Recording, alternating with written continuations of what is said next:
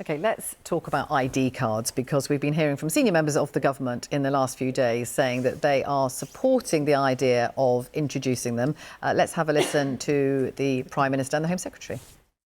I'm determined to stop people making that crossing across the channel and to get people out of our hotels.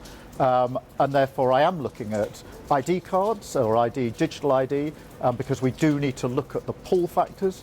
We have got to deal not just with disrupting the trade in people that is bringing people across the channel, but we've also got to deal with some of the reasons why they're getting in the boat in the first place, looking to come to the UK. And to our mind, digital ID has a role to play here. So, Lucy, are you in favour of this idea? Absolutely not. I think it's a slippery slope, obviously, and I think, you know, to coat it in the narrative that it's supposed to, you know, help with immigration and help with illegal immigration is just farcical. I think it's something that is being wrapped around as a narrative to try and get people who originally didn't like it to accept it. And I think why not would you just have, I don't know, your NI number? Why not have a passport? Why would they just not throw it away? Why would they why would they go along with this instead of anything else? It doesn't make sense to me that you would try and replace it. And I think it's just a way for policymakers to consolidate data on the general population and consolidate and centralise data to make it easier for them to create new policy. And I think ultimately it undermines our civil rights. And I think everybody who's watching politics live right now, I think they should really consider the detrimental impacts that ID cards could have on their freedom. OK, well, let's pursue this and talk to Dr. Peter Walsh from the Migration Observatory, which is based at Oxford University, and it provides evidence-based data on migration and migrants in the UK. Dr. Walsh, thank you for joining us. Do you think that digital ID cards could make a difference when it comes to stopping the boats, which is what the government says it wants to do? It's really difficult to know. There is a lack of evidence on the efficacy of digital ID card systems or ID cards more broadly in preventing unauthorised migration. It's perhaps worth pointing out that the UK already requires migrants to prove they have legal immigration status if they want to rent property, if they want to get a job, open a bank account, get a driver's licence. That's via a digital status. And of course, even that system won't necessarily prevent unscrupulous employers or landlords from providing services to people without status, because they're not interested in doing those checks, of course, in the first place. The Prime Minister talked about pull factors as well, and we hear this a lot, don't we? What evidence have you seen for what those pull factors might be? But the one thing that hasn't really come up at all is ID cards. I mean, the French do talk about that quite a lot, but when researchers speak with asylum seekers and they're asked, OK, look, why are you crossing in a small boat? Why are you risking your lives? Why not just claim asylum in France, which is likely to be an equally safe country for you? And there are a number of reasons that recur. It's the presence of family members, friends, members of the community in the UK. It's the English language, that these are individuals who already know some English. They'd rather develop their English language skills rather than get to grips with Italian, French, Spanish or German. And there is also now emerging evidence of a so-called Brexit effect, which is that individuals are saying they've actually claimed asylum in EU member states, perhaps been refused, but they understand that because of Brexit and because the UK is no longer a part of the European Union, we don't know that. And that's because we no longer have access to the EU's fingerprint database for asylum seekers. And in effect, that means people can come to the UK and they have another bite at the cherry, another chance to secure residence in Europe. And we have heard the French talk a lot about the pull factors, and they say that it is a big part of that is people come here and think that they can work in the black economy. Is there any evidence for that? There's not a tremendous amount of evidence of that. The reality is that the legal framework for employment in the UK and France, they're very similar.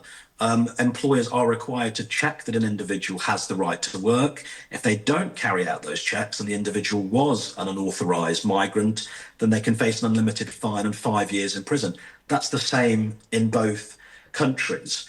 By the way, there's a number of our neighbours that have ID card systems, Italy, Germany, Spain, France, and continue to have actually fairly high levels of unauthorised migration. And actually, when we look at the data on the informal economy, we compare the UK and France. Actually, in France, it contributes a bigger share of GDP than in the UK, perhaps no surprise, France has a highly bureaucratised framework for employment.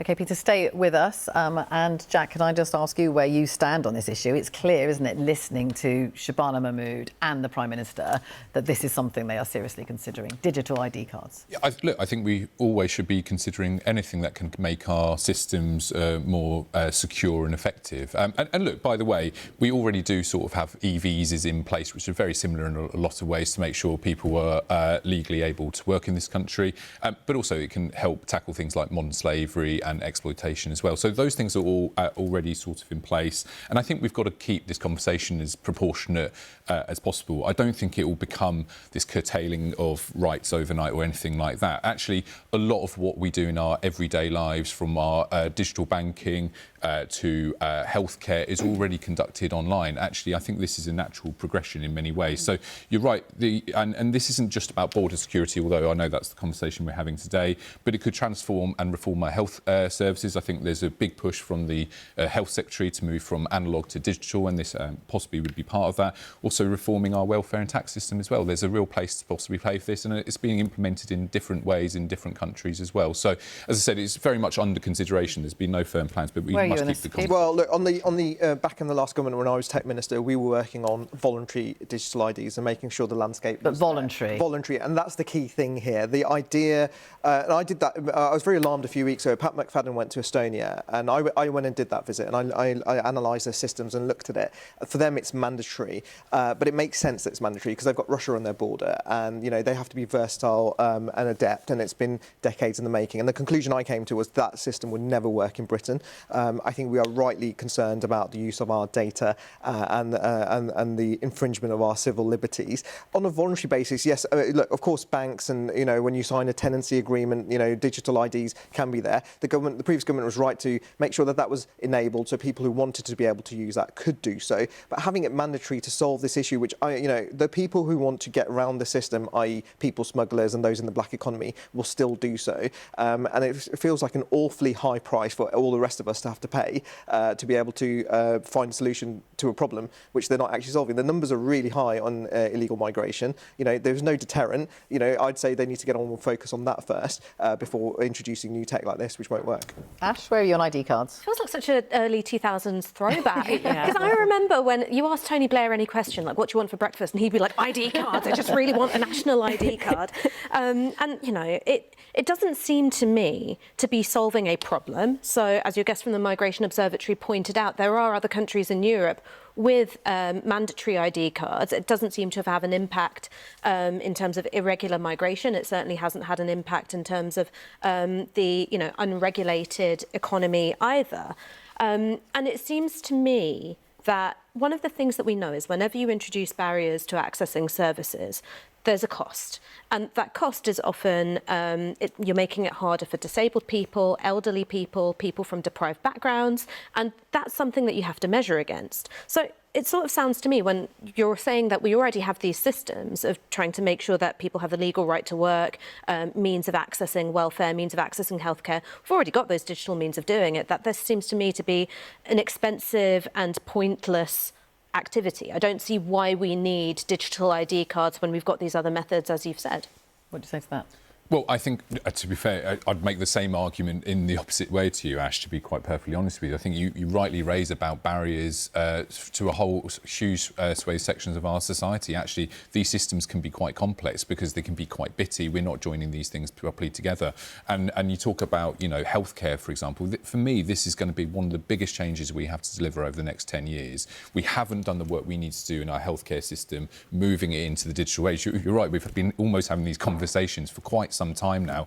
Actually, we haven't, grabbed this, and there is no such thing as a magic bullet to any of this. It will take time. Do you think people know how to check whether someone has the right to work here? I mean, do you know how to do it?